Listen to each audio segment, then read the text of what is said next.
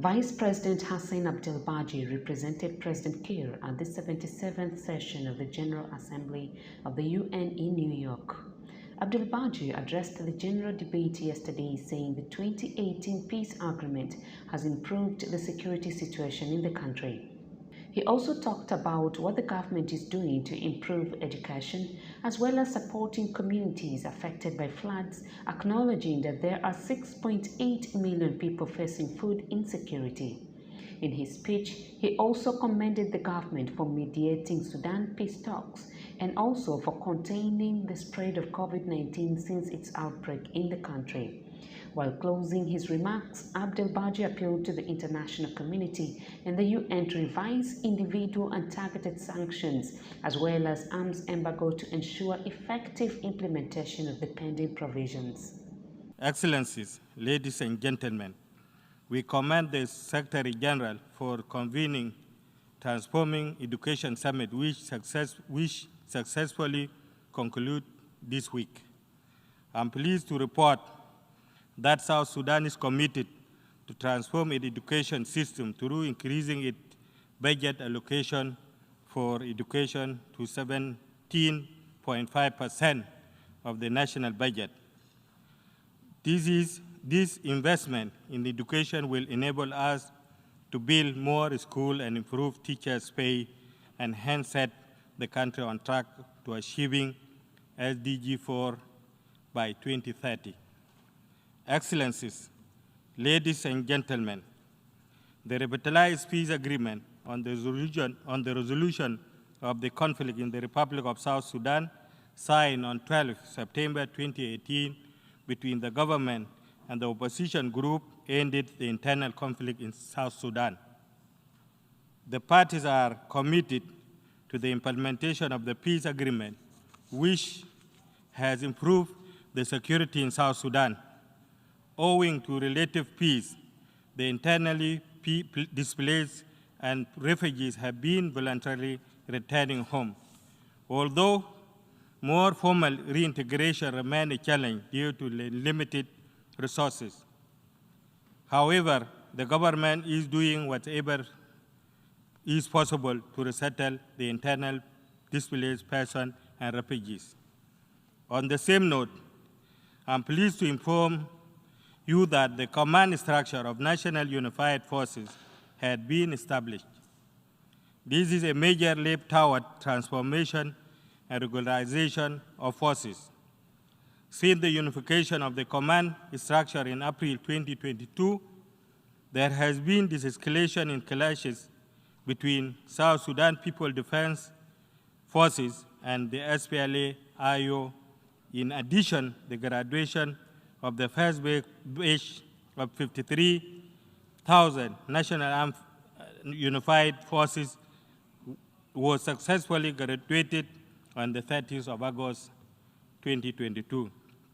I am equally pleased to inform you that the parties to the agreement have agreed on a roadmap to complete remaining tasks in the peace agreement, which will pave way for a peaceful, fair, and credible election at the end of transitional period in 2025. Fellow delegates, ladies and gentlemen, through the thoughtful and targeted action, South Sudan has been able to contain the spread of COVID-19. The health effect of the pandemic in South Sudan has been surprisingly less pronounced than expected, more by the very low morbidity and fertility rates.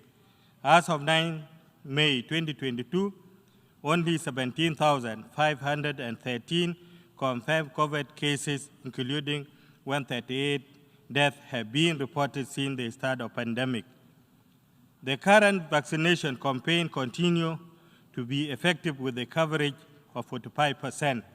Entire population over the age of 18.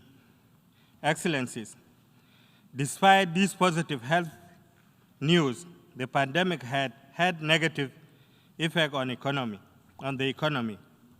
starting with the dramatic decline in domestic production and revenue collection, followed by a rising cost of living. These economic consequences are far-reaching, severely weakening. For example, human capital formation, especially in education, as the lockdown deprived school-age children of learning opportunities. Distinguished delegates, ladies and gentlemen, in April 2016, South Sudan ratified the Paris Agreement that seeks to solidify a global response to the threat of climate change by keeping global warming to well below 2 degrees Celsius. South Sudan has strategized to build on nature-based solutions, green infrastructure, and foster socio-economic recovery pathways centered on the climate change and national disaster. Recently, it became evident to us that the climate change is real. The impact of climate change and the global warming has seen manifested in the various parts of South Sudan. 70 to 80% of South Sudan has been affected by flood for the last 3 years in a row. Excellencies, the government of South Sudan, in its analysis of food insecurity between the period of February to March 2022, estimated 6.83 million people, 55.3% of the population, are facing acute food insecurity. 2.437 million are on emergency level. The severe food insecurity is worsening by combining of shock, including flooding, prolonged drought, physical insecurity, and the effect of COVID-19. Excellencies, South Sudan is surrounded by the countries afflicted by conflict. As a part of obligation to promote peace and stability in the region and beyond, South Sudan successfully mediated the armed conflict in Sudan, which resulted into the signing of peace agreement in Juba, 2020. South Sudan is ready to mediate the current conflict between the arms and the forces of freedom and change in Sudan, so that Sudan can finally enjoy lasting peace. Recently, South Sudan also offered to mediate tension between Egypt and Ethiopia over the disagreement for the construction of the Grand Ethiopian Renaissance Dam.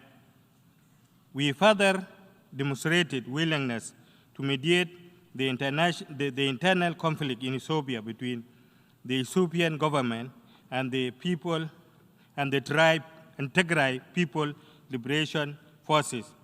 The Republic of South Sudan, furthermore, availed itself ready to mediate border issues between the Republic of Sudan and the Federal Democratic Republic of Ethiopia. By participating in bringing regional peace and stability, South Sudan has demonstrated its ability as a reliable partner in quest for the region and international peace and security. Further, the Republic of South Sudan is contributing 1 battalion of peacekeeping forces to be part of the East Africa forces to bring peace in the Eastern Democratic Republic of Congo. The current war between Russia and Ukraine is unfortunate and devastating to the lives and livelihood of the citizens of both countries and beyond. The war has led to a severe humanitarian crisis where millions are in dire need. This war has not only affected the two warring parties, but it has far-reaching effect on global economic. From the moral point of view, South Sudan government is calling on Russia and Ukraine to cease all forms of hostilities and resolve the dispute through diplomatic and constructive dialogue to avert further consequences. Excellencies, the government of South Sudan appreciates the critical humanitarian and technical support by member states in this forum and it looks forward to its continuation. To mitigate effect of flooding on the population and livelihood, South Sudan is donating $10 million to the WFP to alleviate the suffering of the affected, displaced communities. However, we need the support of the international community to reach all the floods and drought-affected areas and communities. The President of the Republic of South Sudan will call a conference of all humanitarian organizations in South Sudan to coordinate humanitarian activities. The government of South Sudan is committed to providing security and protection to the relief workers. Together, we can save our planet by playing our roles and by supporting each other to mitigate effects of climate change and to come up with alternative methods and solutions based on available protocol. Finally, the implementation process of the revitalized peace agreement is facing numerous challenges, and sanctions imposed by international partners on individuals and entities are deserve this cause. As we make progress in implementation of the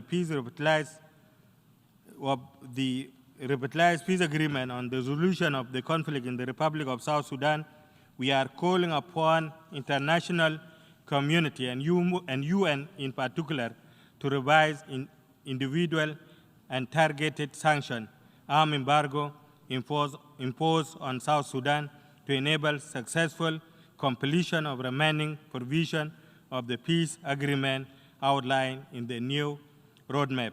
Thank you.